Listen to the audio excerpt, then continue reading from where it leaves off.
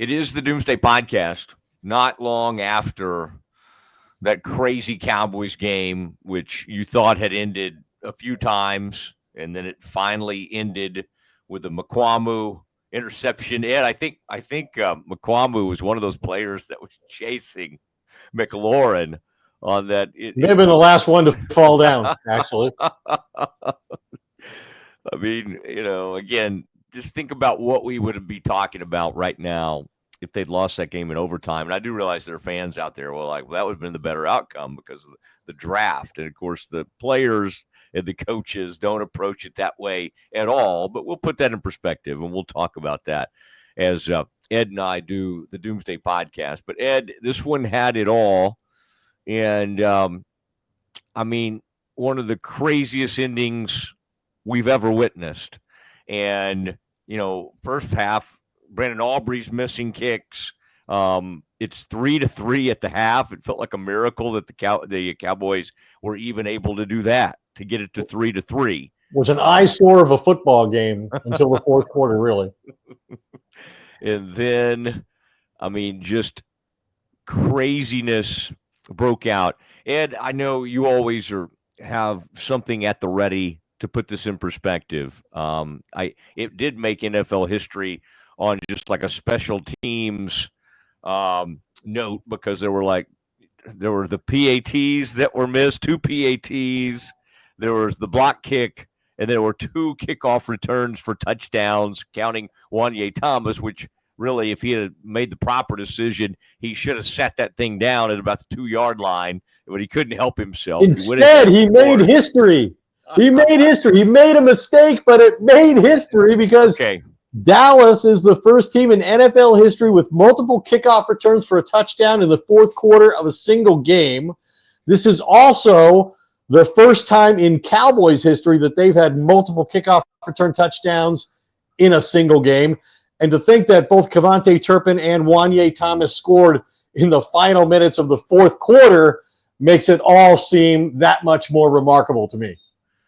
I mean, I covered the Music City Miracle. Oh my! And that was a playoff game that flipped the outcome the other way. But this was just an incredible special teams day, both good and bad.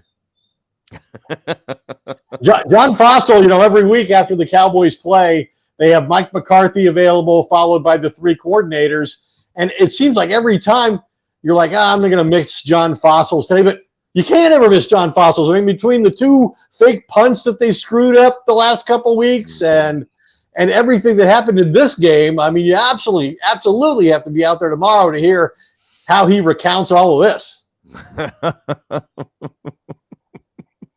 I mean, I can't help but think about this, how incredibly well the defense played.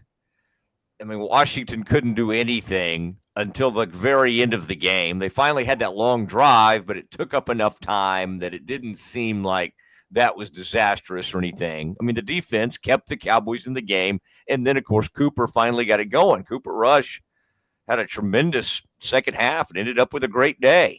But it was the defense that allowed the Cowboys to do that and to take the lead like they did. And at one point, but I mean, Ed, think about what we would be talking about. The 86-yard touchdown. If Daniels to Terry McLaurin. Yeah, and even the McCarthy deciding not to go for 2 and kicking the extra point because going for 2, if they had made it, would have put them in a situation where they needed a couple of touchdowns, and they were able to get it to 2017. And then anyway, we would have been talking about game management and perhaps mismanagement from Mike McCarthy. I mean, there's so many different variations of this thing, but I mean, from a special team standpoint, Ed, the first half was embarrassing. I mean, Aubrey's maybe the best kicker in the NFL, one of the greatest kickers the Cowboys have ever had, and he misses a relatively short one, a 41-yard. At least when he misses them, he always seems to hit an upright or something. And then the other one was blocked, and the guy and it looked like he lined up over Beebe and just came racing through the line, and it had a fairly easy block that had the makings. It was really hard to I think we were so used to seeing them lose that it was hard to ever envision a win until they got it to 20-9, and then you're like, wait, they may win this game. And it's probably contrary to their best interest at this point, as you suggested, because they're in a deadlock race coming into the game with 3 wins. You know, everybody has at least 2. And so they had actually moved from 9th place to 8th place in terms of the overall draft order when Sunday started. And then you had a couple teams at the bottom of the standings beat teams at the top of their divisions. And so the Cowboys were poised to move up if they'd lost the game.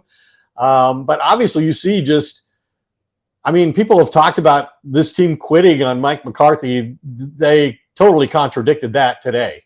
Like, there can't be any question about their will to win and their desperation to end that 5-game losing streak, their longest since 2015, with the way they played today, the character they showed, the resolve they showed to come back and win that game when it seemed lost so many different times. So I think you got to give the players and the coaches a lot of credit. I thought McCarthy and Mike Zimmer both were pretty good with their game plans. I mean, you know, it was Cooper Rush's 9th career start and his first one where he had over 75% of his passes were completed. They didn't run the ball effectively against the worst run defense in the NFL, which tells you the state of their rushing offense. And then Mike Zimmer, they come into this game minus 11 in turnover margin against the Commanders team that's got the fewest turnovers in football on offense, and the Cowboys wind up +2 in the game. And to the detriment of Dan Quinn, who's all about creating takeaways and did that for 3 years in Dallas. So, pretty remarkable win that says a lot about this team's goal and how committed it is to trying to win every week, whether Jerry wants that to happen or not. And I guess if that's not in Jerry's best interest, he better get rid of Mike McCarthy, because it looks like these guys are going to play pretty hard for him. I'm afraid so. And they could end up, what's the best they could do, Ed? 10-7? I mean, the march toward 10-7 has begun. It is the Doomsday Podcast. Mike Hamilton of Rogue Media Network.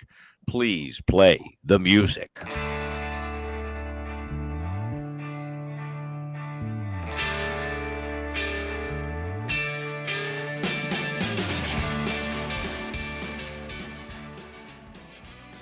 All right, and Cowboys get the win. And, Ed, I was just watching Mike McCarthy, a happy Mike McCarthy. I mean, I thought some of the quotes, and you've seen some of the quotes too, but like even from Schoonmaker, I think he was the one who said, and he had a big touchdown from Cooper Rush. He was the one who said, we can breathe.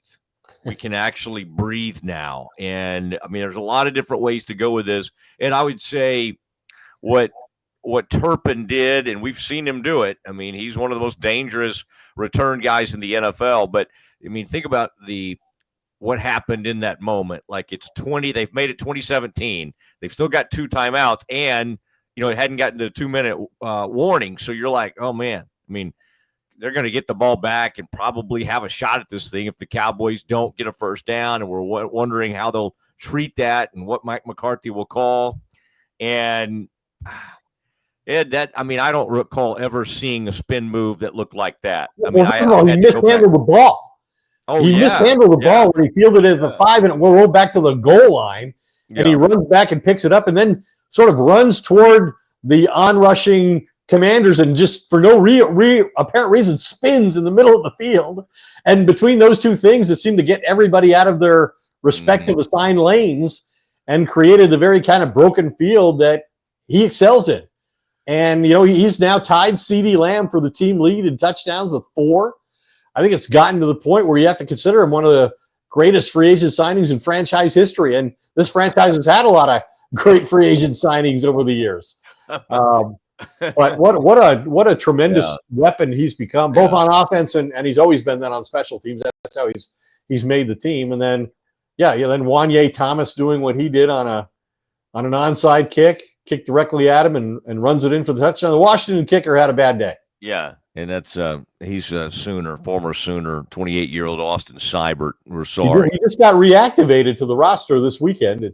They shouldn't have. Yeah, exactly. They might have won the game without him. Yeah, they could have put a. But a couple other things I think we should point out is, 34 points. That's the most the Cowboys have scored this year, and it's a little misleading because a lot of the points came on special teams, as we've already talked about. Two of the touchdowns, but they've won as a double-digit underdog. The first team in the NFL this year to do that. There have been 5 other opportunities for teams.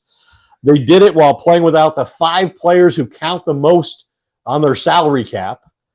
And they did it missing 7 starting players, playing on the road in a short week against a Washington team coming off a mini bye and playing at home. And now we've got to look at the very real possibility when you look at the damage the Cowboys have done to their draft status today of them actually winning again in 4 days on Thanksgiving Day against the Giants, who are playing Tommy DeVito at quarterback and were horrific today. Yeah. Yeah, and yet clowned on by Baker Mayfield, who was taunting poor DeVito with did you see that touchdown? Baker, do some. Well, I was thinking, didn't Baker originate that in Oklahoma?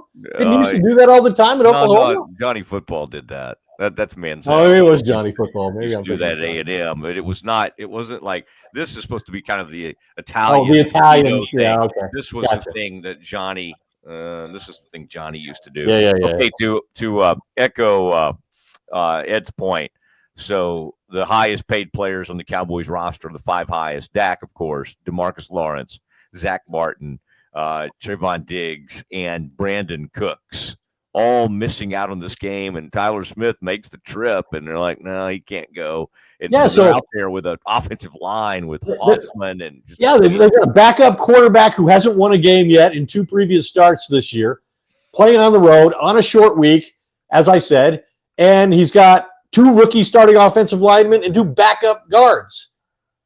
And they did a pretty good job protecting him. I don't think they did very well trying to run the ball, but I thought McCarthy did a good job of throwing it to the backs and creating some easy throws for Cooper Rush, and he mostly kept the ball out of harm's way. They protected him well enough that he's had a couple of fumbles and a couple of sacks in his 2 previous starts, and he, for the most part, was able to avoid those sorts of negative plays today. Okay, Guyton just made all sorts of mistakes over at left tackle, and I guess they had a previous plan to have Awesome Richards in there, number 78 on your roster over at left tackle, and then by the end, Guyton was I think it was in his head. He was having such an awful day. He got another a false start, and they just ripped him out of the game. Just get off the field. It was on a second down. Yeah, he's one of the most penalized players in the NFL this year. I believe he came into the game with 9 penalties, so he had 2 more today. So he's become a liability, and his work ethic, I think, makes him unpopular among some members of the coaching staff. But they're pretty shorthanded on the offensive line, and many times haven't had a better alternative as much as they'd like to have one. Yeah, and but I mean, Ed, I got to say, I'm not so sure that Cooper Rush, given his stats and how he performed at the game's biggest, most crucial moments, that may have been the best game for any Cowboys quarterback this season. I'm sure Dak had, and even Cooper had a game where he threw for 354 yards, but so much of it was meaningless. Well, he set career highs last year for, I think, 384 yards, but it came on 55 pass attempts. And last week, obviously, he had a couple of turnovers. He got sacked 5 times in the game. So this was a much cleaner performance in the game, and against a Dan Quinn defense, which is all about, creating pressure and forcing quarterback mistakes. And they, like I said, avoided that for the most part today. Wasn't that? I thought that was a pretty good comment from maybe it was Olsen that said it during the game today for Fox, and it was just maybe because Dan Quinn's in the building, these Cowboys are getting back to takeaways. And I mean, it was just Donovan Wilson makes a huge play, and it's just a flat out punch out on that tight end, the young tight end for the Commanders, number 87. And it just, they were opportunistic. They were making plays. I mean, it was until they weren't. And I mean, again, we would not be talking about mean, we would mention that the defense had played well, but if they lose that game in overtime, and if a guy could make an extra point, we would be talking about an 86-yard touchdown that they gave up. And Ed, it's one of the most improbable. We've seen Hail Marys. That wasn't a Hail Mary. I mean, there's 33 seconds left at the start of that play, and he throws it down the sideline, and he happens to, and it's like, I've never seen so much disaster on one play. Like, as he's making the catch, two dudes just kind of time it up wrong. I guess they were maybe thinking they were going to get an interception or something, so they just miss him. And then it was like, then he was up against the slowest defensive backs in the history of the NFL. McQuamu, who made the interception at the end of the game, could not even get close to catching him. I think Wilson was back there chasing him. They had 8 guys in coverage, and they never really got close to him after he got past that initial little wave. He got past Jordan Lewis up the sideline and caught the ball about 20 yards downfield and turned it had almost 70 yards after the catch. It was very poor coverage. It seemed like Lewis didn't play deep enough, didn't carry him deep enough, and they caught him in the zone in between, and then nobody took the right pursuit angle, and it would look like the Stanford band was on the field or something. It was almost that bad. But speaking of the secondary, undrafted Josh Butler takes the place of Kalen Carson, who we talk about rookies who are on the S list with the coaches. I think he's on there above Guyton at this point. He got yanked out of the game when he started 2 weeks ago. Didn't start because Butler started in front of him last week and again today. And today, because Deron Bland is back, he's inactive. He's a healthy scratch, a 5th-round pick who was starting. He was a starter week 1 out of necessity, but he's played so poorly. But undrafted Josh Butler had a great game today. Broke up 3 passes, had 11 tackles. It was the most pass breakups by an undrafted Cowboys player since 1994. Sterling Moore. So quite a performance by him. And a couple of other guys. Sterling would have been playing after 1994, but I know Sterling Moore. He was the last undrafted player. I know. I'm just saying. Yeah, 3 breakups in 2013, I think. Yes, gotcha. Yeah. Chauncey Golston with that intercepted or recovered fumble. He's been playing great. It was first interception by a Cowboys defensive lineman since DeMarcus Lawrence had a pick 6 in 2021, also against Washington. You mentioned Luke Schoonmaker, a tight end who's been in the doghouse out there, was hardly playing at all. All of a sudden, he had a great game last week after Jake Ferguson suffered the concussion that kept him out of this game, and he was a huge factor today. You mentioned the touchdown catch, but so 3 or 4 guys who delivered unexpectedly brilliant performances in a time of real need. I think ultimately when you look at this, the Cowboys still really aren't a good team, but I guess Washington is maybe not the team we thought they were. And if they don't make the playoffs, because they've now lost, 3 straight, if they don't make the playoffs, they're going to look back at this as a game that kept them out. And by the way, their offensive coordinator, who was rumored to be, Jerry's friends with everybody. He's being asked about all these. Oh, yeah, he's a great friend. I love Cliff, and when you don't play him all the time, he's really hard to deal with. But if you think about it, he was a part of some of those hot starts with the Cardinals. I mean, I think didn't they get off to a similar 7-2, 8-1 type start one year? Very, very much his history as a head coach in college, and as an offensive coordinator and head coach in the NFL, that his teams play incredibly well the first half of the season and then fall off the map in the second half of the season. Wasn't it funny? We always see this, and I know everybody's like, why don't you play like that the whole game when quarterbacks get in a 2-minute offense and go rolling down the field? But it was funny to see Jaden Daniels, Olsen was calling for it the whole game. Take some shots. Take a shot downfield. You got to throw the ball downfield. And so when they got put in that position where they had to move it downfield, he starts just ripping balls deep down the middle, down the field. And you're like, why in the world were you guys not trying to do this? And we assume the Cowboys' coverage had changed at that point in the game as well. Yeah. I think so. And because they had a pretty good rush. I mean, they had 4 sacks in that game. Micah had a late sack that was Huh? Micah had 2. Yeah, I just said he another had multi-sack game for Micah Parsons. Yeah, I was just talking about his late sack, but yeah, he had 2. I mean, they were. He was under fire, and he is a great runner. And I mean, I think they're at their best when they kind of use his legs and that kind of thing. And he had a keeper for a touchdown, Ed, that went that put him up 9-3. Of course, Siebert misses an extra point. Yeah, that was coming out of the locker room at the end of the half, so which has been one of the areas where the Cowboys have been most consistently failures, was the way they've started the game in the first quarter and how badly they've been outscored in the third quarter. But I think in the third quarter of this game, they finally outscored the opponent. Barely, but they did. And it was really the fourth quarter game.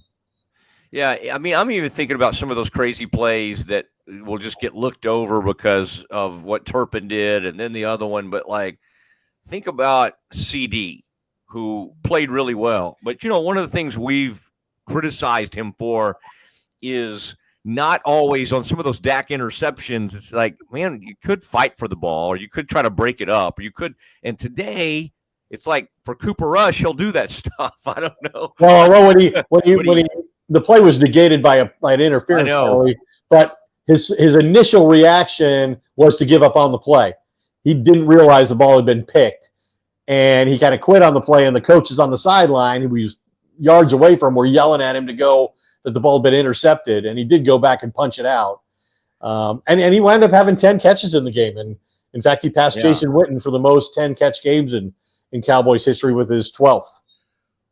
Wow. Well, the one I was thinking about actually was Cooper Rush threw a ball, might have been the first half, and it was beautiful what he did. He came back to the ball, and it was like those dudes were waiting just to get the interception, and he came rolling back in.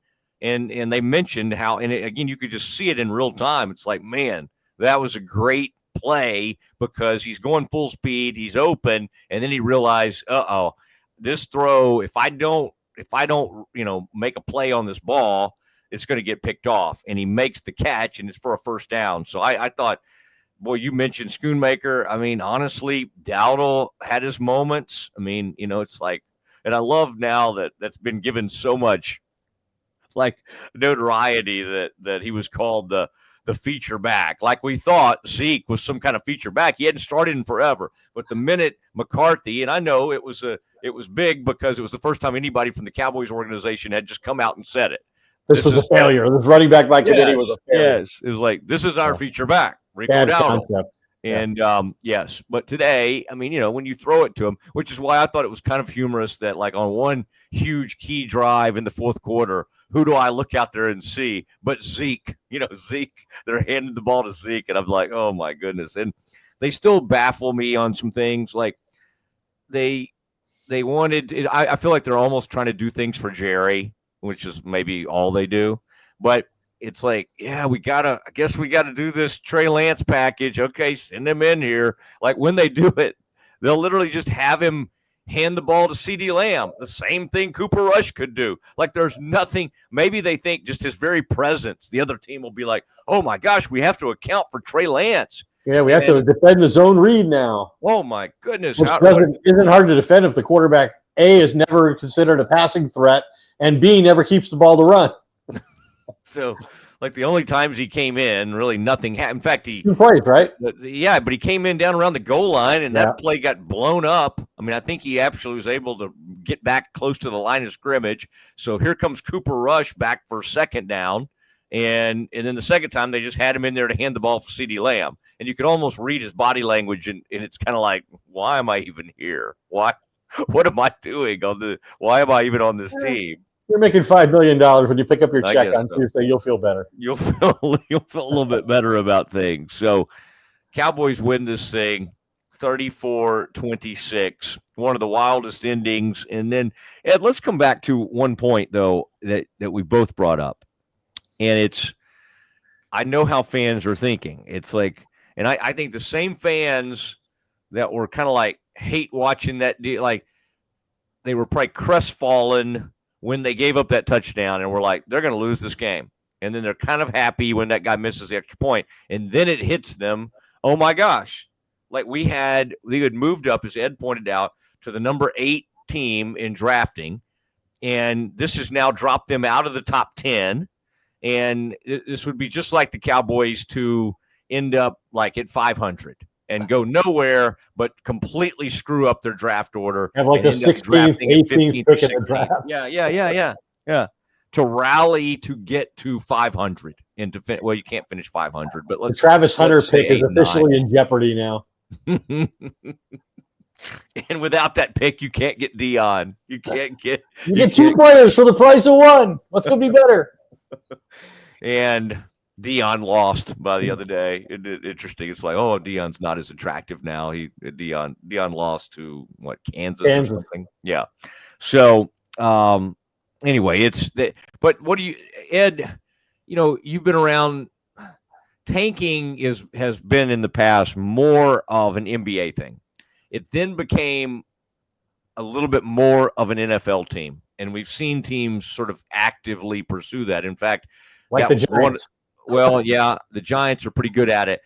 A certain head coach may have been run out of Miami for not tanking, and then allegedly there was a bonus given to him if he would lose a certain amount of games. Brian Flores, correct, and I don't think McCarthy knows he's on his way out, and so McCarthy's going to coach his like his life depends on this. Like he's not going to try to help some sort of tank strategy. So Ed, I think this could end up being causing a lot of conflicted feelings among fans. I also think this team just functions better on the road. I mean, we've seen how horrible they are at home. Now, I think it's almost impossible to lose to the Giants, but at home, I would not completely rule it out.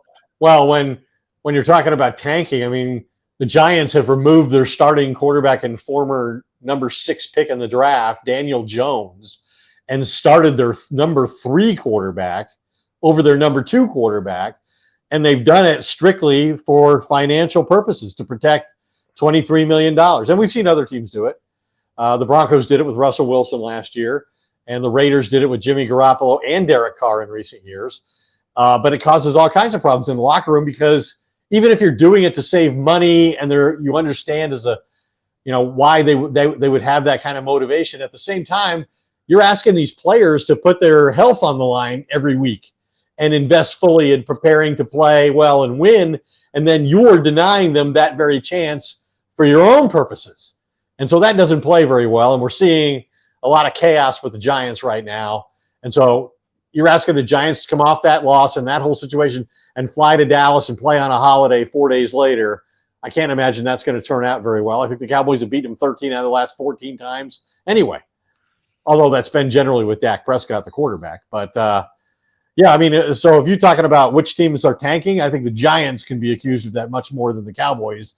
The Cowboys don't seem to have any interest in that. And Jerry and Mike McCarthy are at cross purposes here. Like, Jerry needs McCarthy to fail. It's better for him if he's going to make a coaching change and gets higher draft picks for his next regime. But for McCarthy, he doesn't want to take more losses than he has to, especially if he has to go out and market himself, coming out of Dallas off a bad season after winning 12 games 3 years in a row. He doesn't want this to negatively affect his record or the way he's viewed in terms of coaching a team that, geez, you lost your team the end of the year.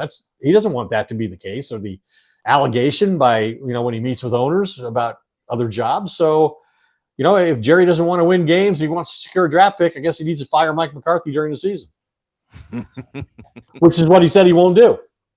He won't do that. And if McCarthy somehow rallies this thing and gets it to like 9-8, there'll be some pressure like, well, this guy with Cooper Rush turned the season around. Yeah. Jerry's already said that's not going to happen because remember after the game, Rush started, he said, we won 3 ball games with Dak.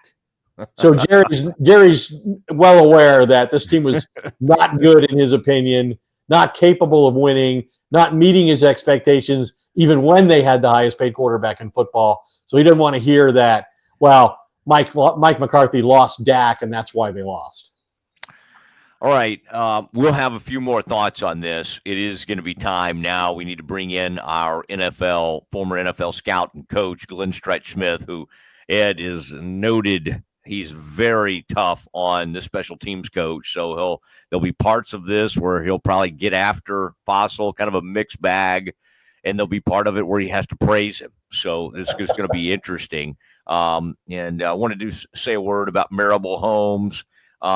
We are in the midst of putting something together that we're going to be able to show you later in the season. I think you're going to enjoy it, and you'll get to see some of these gorgeous interiors, the staircases, the luxury homes that are being built all over North Texas, really, but Highland Park, Preston Hollow, Lake Highlands. I like to include my neighborhood, Ed, even though I wouldn't call it like luxurious, but I like to just kind of throw it in there. But he is building beautiful, beautiful luxury homes, and what they do and their craftsmanship and it's just an amazing experience having them build a home. And I want to continue to tell you, marablehomes.com. And Ed, as you and I probably do what we always do, we'll have a holiday lunch together to catch up, and then we'll hopefully do that in the evening so we can go around and look at Christmas lights together. And I'll show you some of these Marable homes in a horse-drawn sleigh, I hope.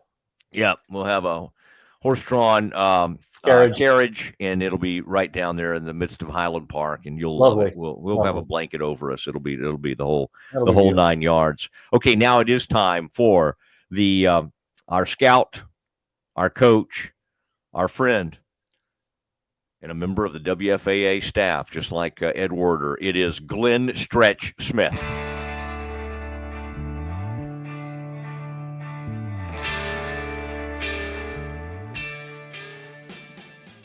It is time for Stretch Plays, and Glenn Stretch Smith, former Cowboys scout coach. And Stretch, you have at times been tough on Bones Fossil, but I mean, both teams today. First of all, can you remember anything quite like this? The swings that took place in the final 3 minutes of this game, and then, of course, the giving up the 84-yard play or 86-yard play, and then the missed extra point. I mean, that thing had so many turns back and forth. I mean, it was just, Stretch, it got so bad in the first half that even the Cowboys kicker was missing what are usually chip shots for him. And, of course, they gave up the block kick. I mean, this was and this is the first time in the history of the NFL since like 1994, a team has had 2 kick returns for touchdowns in the fourth quarter. Does this bring anything to mind? Have you seen anything quite like this? I mean, I have not. I can tell you the last time that I saw an onside kick return like that, I was coaching at Oklahoma, and we were in an absolute dogfight at Iowa State. And it was the same thing. They tried an onside kick real late in the game. It takes a candy hop to our receiver, Eric Bross. He picks it up, takes it for a touchdown. So I haven't seen anything like that. I don't know. And initially, when I started looking at it, and then I go back and take a gander special teams wise, you understand that with both Smith and Martin being out, then they had to change who the wing guy was, who they had to move Cooper Beatty out to be the tight wing guy. And if you've never played that position, it's hard to understand that you feel like you're so wide, and all of a sudden you got a guy on you and a guy outside of you. Well, the reason that you see a special teams coach constantly standing out there with a stopwatch is they're wanting the ball off at a certain time. And so at a certain point, all you really got to do is get a hand on the wide guy. But what you absolutely cannot do is let the guy split you in between what is the tight end and the wing. You cannot let that happen. And so he lets that happen. It causes a block. And until you see it, you could practice it the whole time. Until you see it in real speed, it's hard for me to be critical of Fossil and what they're doing, because there are so many different moving parts with guys they're trying to put in the football game. As far as Turpin grabbing that, the thing that I like that he's done is he's kind of, when he's decided he's going to return one, he really takes his time and almost jogs up until he sees the crease that he looks for, and then boom, he changes his speed. Well, on that particular kickoff, he didn't have time to jog up because the ball's on the ground. He's kind of fumbling with the ball. He grabs it, does a James Brown turnaround, and all of a sudden sees a crease and is gone. And so I think what the Cowboys did was try and put some other moving parts in the game. And again, it's hard to be critical of that when you've got so many injuries, but we know that Turpin is a dangerous return guy. And if you don't stay very, very aggressive and where you want to be from a lane standpoint when you're covering a kickoff for the Commanders, I mean, that's what happened. They got a little bit out of their lane. They weren't disciplined with where they wanted to be. And then the minute that happens, then he's out the gate and gone. So, I think special teams wise, your initial knee-jerk reaction is, oh my gosh, it doesn't look like they've even worked a lot of special teams. They get a blocked punt. The center gets walked all the way back in there. I mean, he's standing there.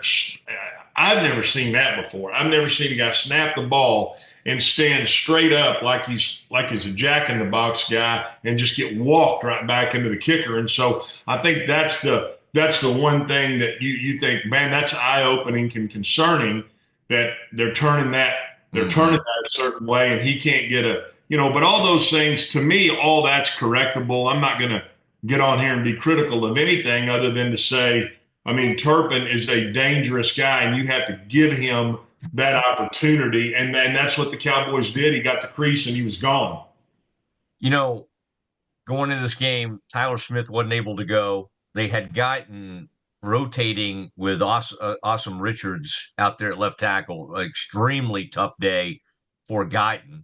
The rest of the guys, Stretch, Hoffman had to step in there. They had all kinds of, Beebe, of course, was in there, but it was a makeshift crew because Zach Martin didn't even make the trip. At times it really seemed like they held up okay given what they had. And then for this quarterback to play like he did, I was saying to Ed, Stretch, I don't know, including Dak, I don't know that a quarterback's maybe had as good a game given the throws he was making, when he made them, the timing of it. I thought he played an extremely a good game, to get this thing done for the Cowboys. Talking about Cooper Rush.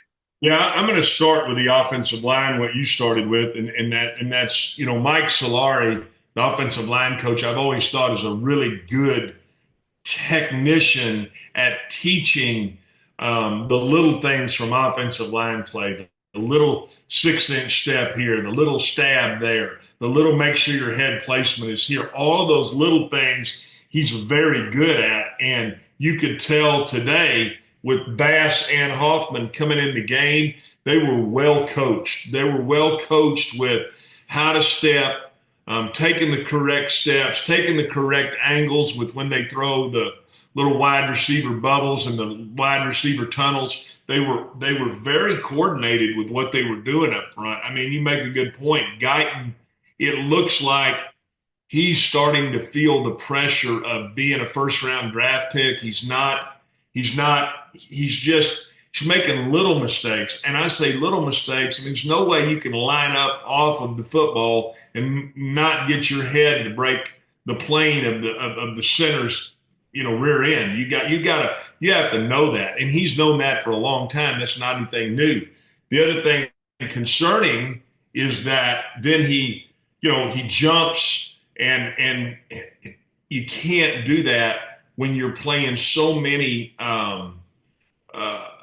guys that are not used to being in the lineup. I'm talking about, that got a new receiver in there. You got a second string quarterback, all the things that you're trying to mesh together to get an offense to go. It's a little scary that he keeps making these mental mistakes. Like, that's a problem. And so I don't know if he's putting too much on himself, but they did put Awesome Richards in there and he did fine.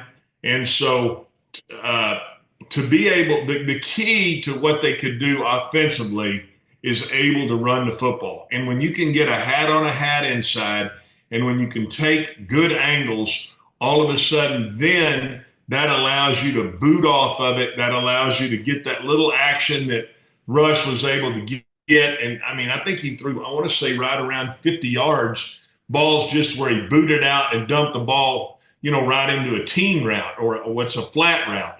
And so with that being said, he was he being Cooper Rush was very, very dialed in to the game plan and what they wanted to do. Do I wish he was a little more accurate with the football on a few throws? Absolutely. Do I wish he could push the ball deeper?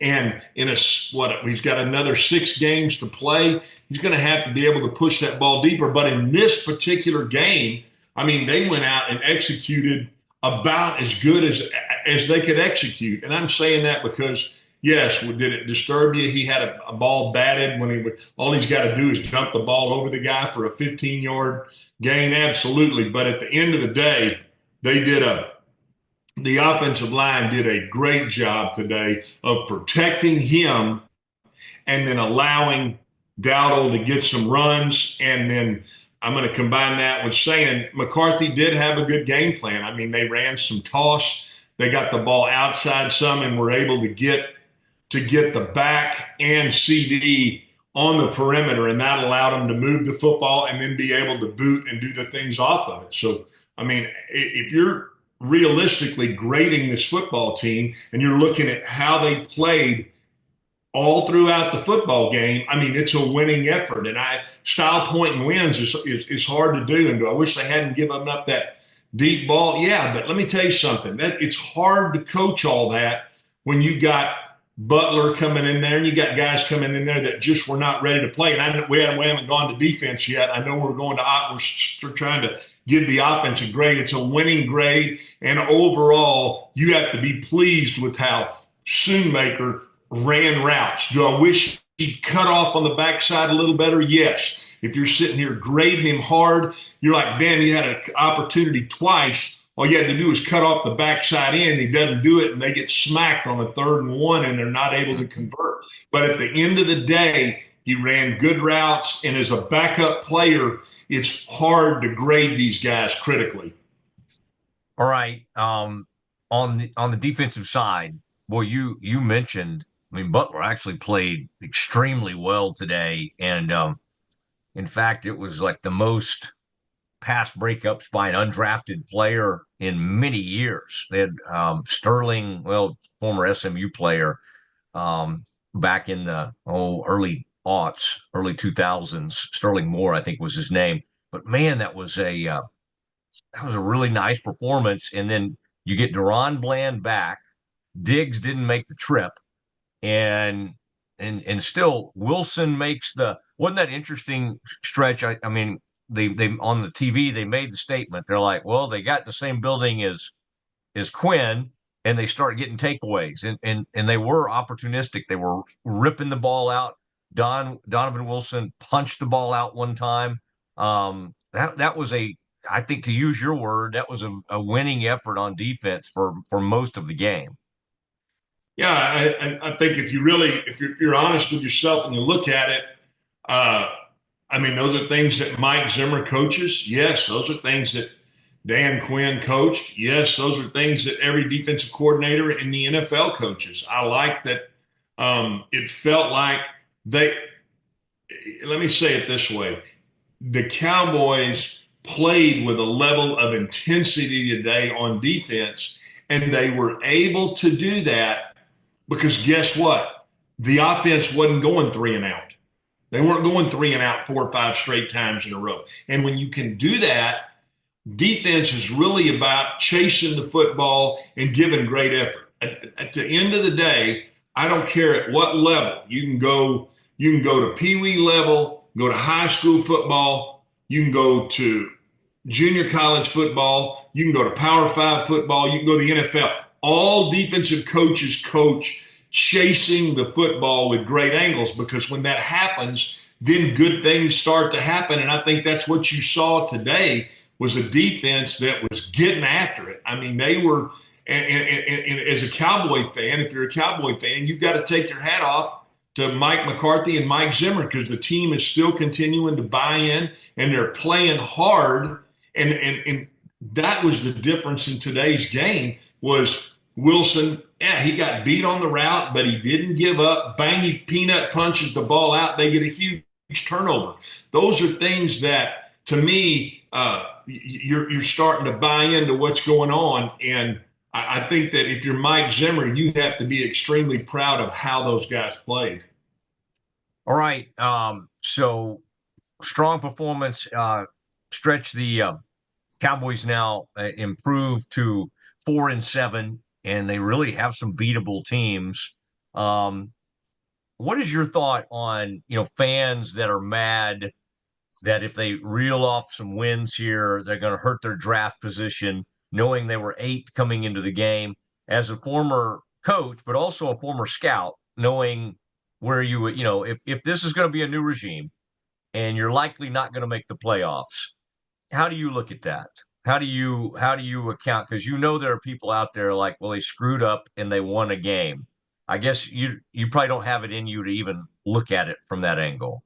Well, I mean, at the end of the day, what makes you think that even if they do have the number 1 draft pick, that you're absolutely positive that they're going to get it right?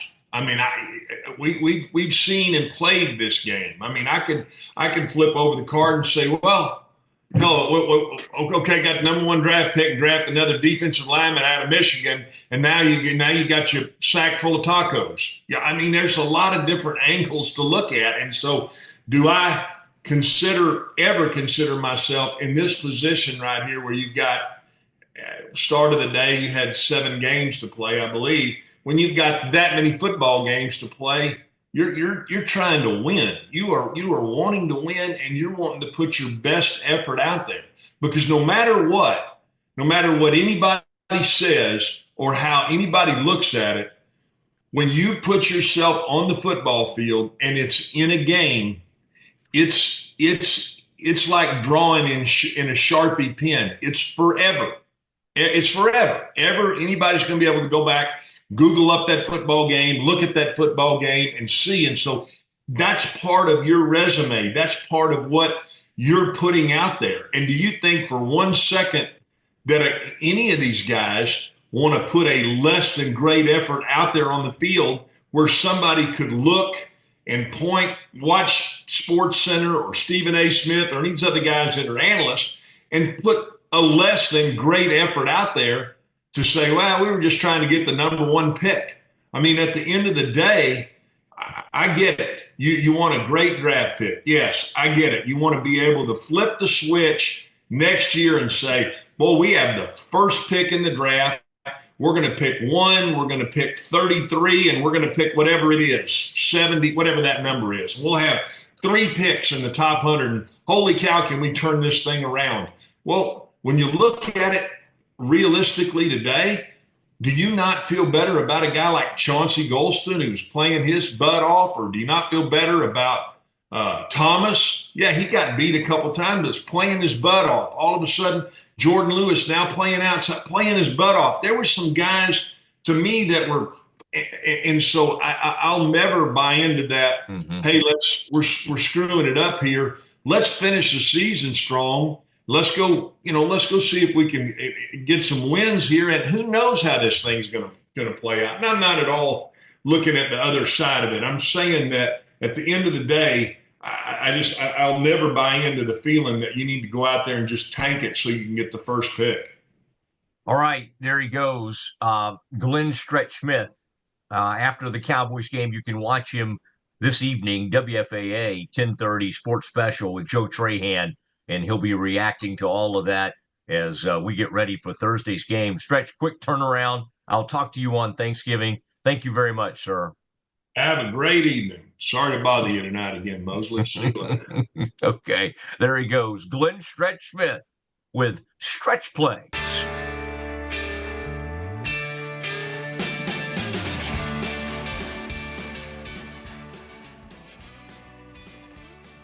You always love you love what Stretch says, and you also love the graphics that just always have Stretch, and you can just tell there's a look on his face like he's about to throw out one of those homespun type comments, or heckle somebody, as I've seen him do from time to time. Ed, I mean, again, this was a wild one. What this offered us. I think there's some fatigue that sets in on a fan base and maybe even podcasters and reporters and media when a team is just doing nothing and heading to nowhere, and everybody's it's kind of like hurry up and wait, because after the holidays, after Christmas, it's time for a coach search, new coach. There's a lot of excitement that'll be around that, and you'll want to be tuned into everything we have to say on that. But then it's just when a season's falling apart early, and then you're like, oh my gosh, these guys have like 8 games left or 6 games. It's just like, this is a lot of games left to go cover, as bad as they are. Today, Ed, was kind of a reprieve. It's just like a moment to go, okay, this is kind of fun. And so I don't get caught up in how could these guys win a game? They're not tanking properly. I would rather be entertained. And today, Ed, we were entertained in every possible way. As you reported, history was made. And I do not think, of all the fun endings in the NFL this season, and there were Hail Marys earlier. That was incredible to see. There'll be better maybe endings to a game, but there will not be a wilder like final 3 minutes of a game this entire season. Let me put that into context. Washington, Dallas, it was 20-9 with just over 3 minutes left in the game. And it ends up 34-26. The 41 combined fourth quarter points tie the most in any quarter in the last 3 years, and tie for the most in any fourth quarter in the last 5 years. The only other quarter of the season with 41 points was a fourth quarter game between the Colts and Jaguars in week 5. But the 41 points are the most in the final 9 minutes of regulation since 2012. Lions-Titans had 43 points. So, and the missed extra point that would have tied the game for Washington, and then maybe they probably wouldn't have done the onside kick that made history. Austin Siebert, since the extra point was moved back in 2015, he's only the third kicker to miss a potential game-tying extra point in the final 2 minutes of the fourth quarter, joining Matt Bryant of the Falcons in 2019 and the Ravens' ever trustworthy, till recently, Justin Tucker in 2018 against the Saints. So that's the amazing thing about the NFL. For the hundreds of years that they've played this game, how many times you watch a game or cover a game and you see something that's never happened before? It never ceases to amaze me how frequently that occurs, that something has never happened before in the NFL happens several times every weekend in the league. All right. It is wild, and I would be remiss if I didn't drive home the point that Cooper Rush ended up being really good, and while the offense was not doing much, the defense was setting them up and getting takeaways and making big plays. I think I did bring up the block punt. That was awful. Letting, I think, number 20 come through there. But Cooper Rush, Ed, that play he made to, who was that, Jalen Brooks at the end of the half? 41-yard play? Yeah. He sends that thing down. It was like a back Why did they wait till the last play of the half when they couldn't fully capitalize on their longest completion of the game? Why don't they throw it down the field earlier? Well, I mean, I think that's a fair question, but it did lead to 3 points. Yeah, but you never got a chance to make it 7 points. That's. By the way, did you see how quickly they scampered that kicker out there? They had 7 seconds. They maybe could have run a play or something. They're like, get him out there. Let's kick the dang field goal. Yeah, it looked like early on the rot that had overtaken the offense and the defense over the course of the year had now seeped into the special teams at an unsavory rate, and poor Brandon Aubrey was no longer reliable anymore either. No, and that's That's shocking when you see that happen. But he got his mojo back. And he hit like a 51-yarder, and he hit it in good form. And on this day, it was another kicker who was who ended up really blowing it for the Commanders. And as Ed said, they welcomed him back. Now I think they'd like to usher him right out of there. And I liked at the very end, Ed, after the game was finally over, like there was a special teams coach. Who is it? Izzo is the special teams coach. They were over there like working with him, showing him what he did wrong on his how he yanked another kick. I imagine sending him out there for the onside kick after that. Like, okay, go try to do. Nobody. That's another play, Ed, that just doesn't even.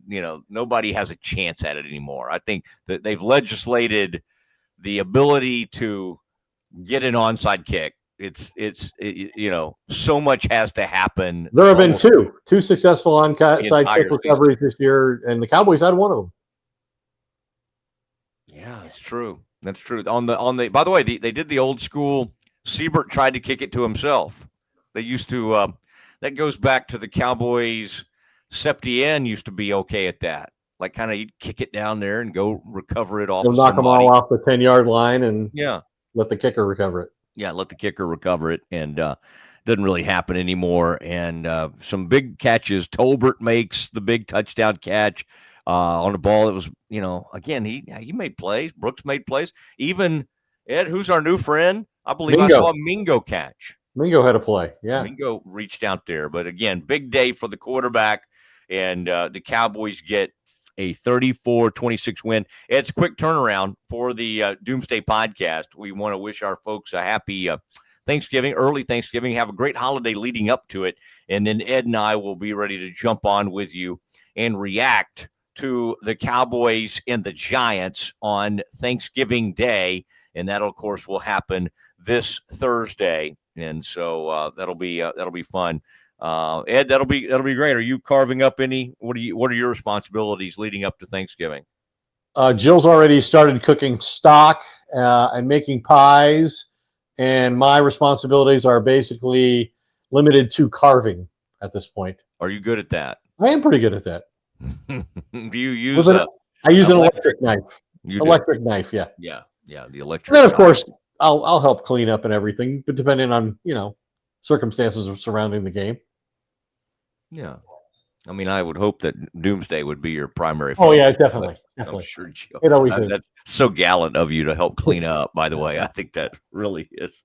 You deserve like the Walter Payton Man of the Year award or something for that. All right, Ed, thank you. Thank you. Good work today. And the Cowboys, in an improbable fashion, pull out a 34-26 win in Washington and improve to 4-7. The Commanders fall to 7-5, and as we tape this, Eagles getting ready to play this very evening, and they have a chance to really start running away with this division if they can get a victory over the Rams. That's right. Okay, Chargers play on Monday night. I was getting two of my Los Angeles teams mixed up in my head. Chargers, Ravens, Harbaugh brothers. That'll be something, yes, and I haven't seen anything on that yet. There's been no build-up. From your former network. Okay, it is for Mike Hamilton and the Rogue Media Network and my close friend, Ed Werder. It is, I'm Matt Mosley. Everybody have a great one. We will see you on the next Doomsday.